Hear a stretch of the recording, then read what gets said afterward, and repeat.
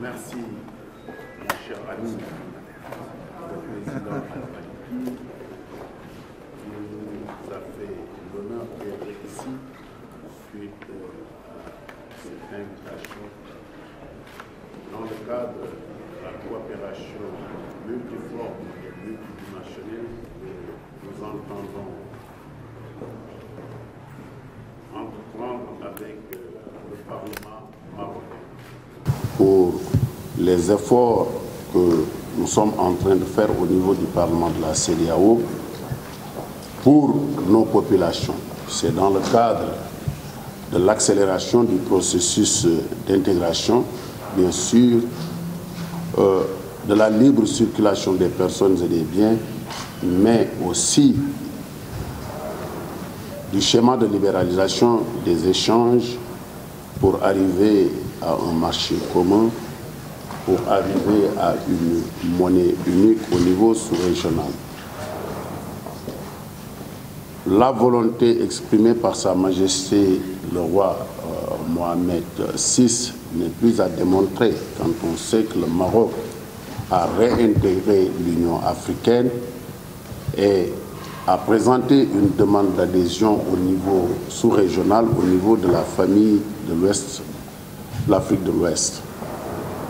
Et les chefs d'État ont donné un avis favorable à cette requête de Sa Majesté pour que nous puissions constituer un grand bloc économique pour faire face aux défis de la mondialisation qui ont pour nom l'élargissement de nos marchés. Nous avons des marchés très étroits pour faire face aux grandes puissances.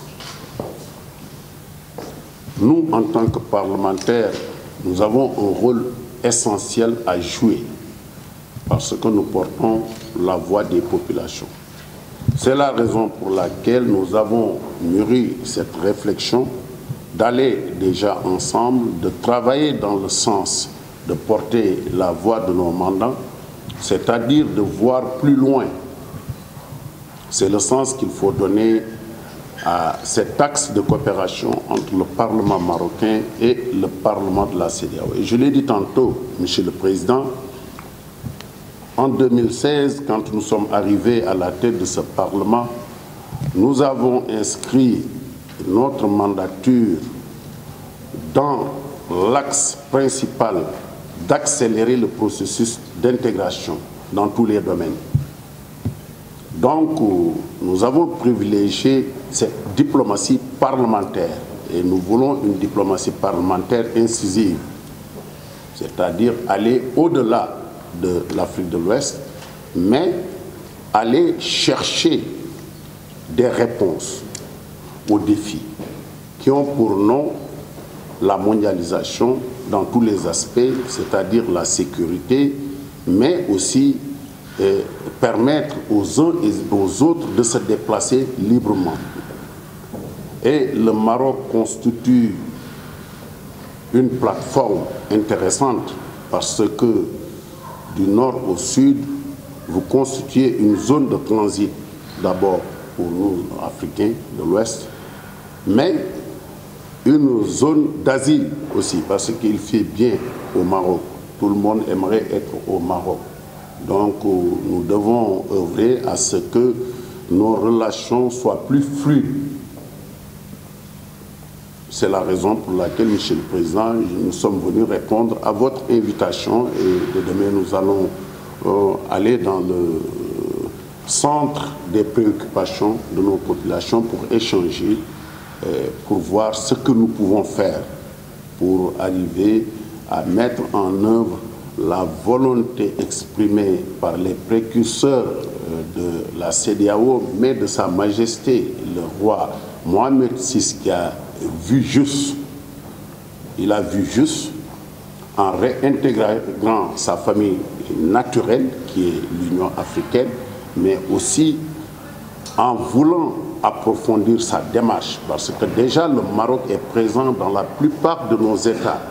Les entreprises marocaines, les banques sont là, au Sénégal, Côte d'Ivoire, Nigeria, Ghana, partout.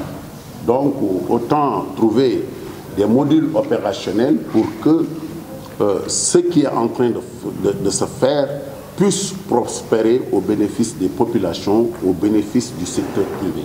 Demain, nous rencontrerons, après-demain, le secteur privé marocain qui nous a invités pour échanger avec eux des pistes à prendre pour arriver à trouver un consensus sur cette volonté exprimée par les dirigeants de nos États, les décideurs, parce que nous avons un mot à dire sur cette question.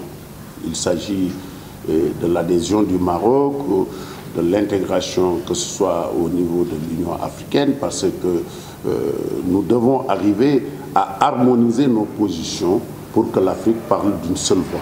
Je pense qu'il s'agit de cela. Si nous parlons d'une seule voix, nous deviendrons très forts et nous avons tout pour réussir et bâtir une Afrique forte et dynamique au niveau mondial. Voilà ce que je voulais dire. Je vous remercie, Monsieur le Président, de nous avoir bien accueillis ici. Et depuis que nous sommes arrivés ici, nous sommes confortés, nous sommes très contents de l'accueil que nous a réservé les populations, le gouvernement et toutes les parties prenantes de cette invitation. Je vous remercie.